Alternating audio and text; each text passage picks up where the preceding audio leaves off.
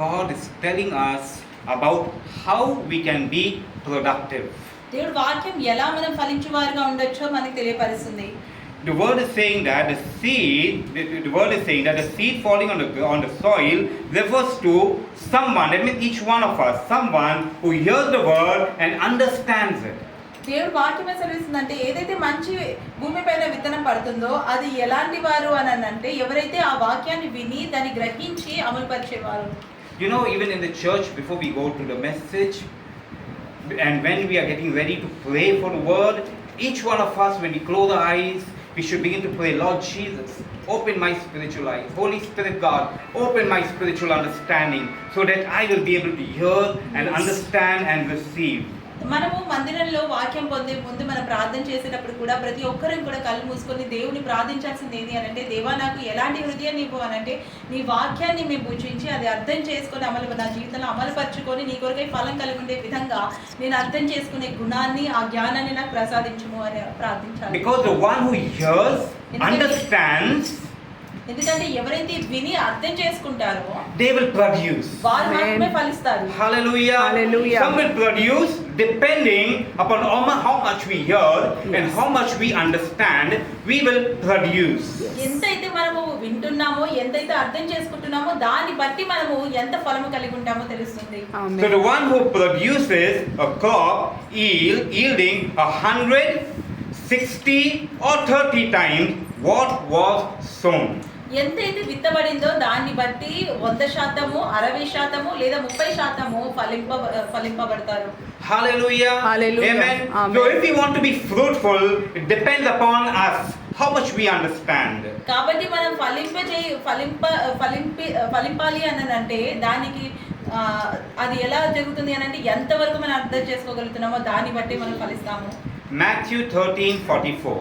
మత్తయి సువార్త 13:44. The kingdom of heaven is like a treasure hidden in a field. When a man found it, he hid it again. And then his joy went and sold all he had and bought that field.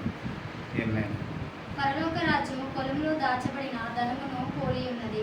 ఒక మనుష్యుడు దాన్ని కనుగొని దాచిపెట్టి అది దొరికిన సంతోషంతో వెళ్ళి తనకు కలిగినదంతయు అమ్మి ఆ పొలమును కొనును. Amen. What is the kingdom of God like? దేవుడి రాజ్యము ఎలా ఉంటుంది? What is the kingdom of God like? ఎలా ఉంటుంది దేవుడి రాజ్యము? It's like a treasure hidden in a field. ఒక భూమిలో దాచబడిన ట్రెజర్ లాగా ఉంటుంది. And when a man finds it, ఎప్పుడైతే ఒక వ్యక్తి దాన్ని he గ్రహిస్తాడో hides it again. దాన్ని మళ్ళీ దాచుకుంటాడు. And then he goes and sells all his possessions and comes and buys that field. ఆ భూమిలో ఏ భూమిలో అయితే తను పనిచేస్తూ ఆ నిధిని చూశాడు దాన్ని దాచిపెట్టి మళ్ళీ తను వెళ్ళి తనకు కలిగినదంతా కూడా అమ్మేసి ఆ భూమిని కొనే ప్రయత్నం. What does the word of God mean by this? దీని ద్వారా దేవుడి వాక్యం మనకి ఏం సెలవించాలని చూస్తుంది? It is emphasizing on the great importance or the great importance of the importance we can say that God's word should have in our lives. దీని అర్థం ఏంటి అని అంటే దేవుడి వాక్యము ఒక నిధి వలెనిది కాబట్టి దాని కొరకు మనం ఎంత ప్రాముఖ్యత దానికి ఇవ్వాలి అని. Do you know why the church is weak today? ఈ రోజున మందిరాలు ఎందుకు బలహీనంగా ఉన్నాయో మీకు తెలుసా? The church is weak today because they are not prioritizing God and God's word. మందిరాలు ఈ మధ్య ఈ రోజులలో ఎందుకు బలహీనంగా ఉన్నాయి అని అంటే వారు దేవుడి వాక్యానికి దేవుడికి ప్రాముఖ్యత ఇవ్వట్లేదు. God never intends that his word should be inactive. దేవుడు ఎప్పుడు కూడా తన వాక్యము యాక్టివ్ గా ఉండొద్దు అని కోరుకోడు. Because the word of God says that the seed, the word is a seed that is incorruptible. ఎందుకంటే దేవుడు వాక్యం సెలవిస్తుంది దేవుడు వాక్యం ఎలాంటి విత్తనము అంటే అది ఎప్పటికీ నశింపని విత్తనం. It's a seed that needs to produce. ఆ విత్తనము ఫలం కలిగి ఉండాల్సిన విత్తనము. Hallelujah. Hallelujah. So we need to give priority to God and his word. అందుచేతనే మన దేవుడికి తన వాక్యానికి ప్రాముఖ్యత ఇవ్వాలి. The one who finds this treasure, ఎవరైతే ఈ నిధిని పొందుతారో he will hold it tight. దాన్ని చాలా గట్టిగా He will పట్టుకుంటాడు. put all his wealth, everything aside and give first importance to God and his word. తనకి కలిగినదంతా కూడా పక్కన పెట్టేసి ఈ నిధిని బలంగా పట్టుకొని ఉంటాడు. He is the one who will produce. తను మాత్రమే ఫలిస్తాడు. The word అలాంటి of వాడు God tells మాత్రమే us ఫలిస్తాడు. in Matthew 6:33. మత్తయి సువార్త 6:33 43 వచనంలో దేవుడు వాక్యం సెలవిస్తుంది. Seek ye first the kingdom of God and his righteousness, and all these things shall be added unto you. దేవుని ఆయన రాజ్యముని వెతుకుడి, మిగతా అన్ని కూడా మీకు దాంతో పాటు లభిస్తాయి అని. Church, it is time that we give God the first place in our life.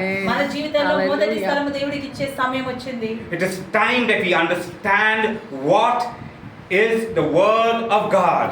ఇది సమయం, దేవుడి వాక్యం అసలు ఏంటో అర్థం చేసుకునే సమయం వచ్చింది. It's not a seed to be kept in a box. కేవలం ఒక బాక్స్ లో పెట్టాల్సిన విత్తనం కాదు ఇది. It's a seed that has to be sown.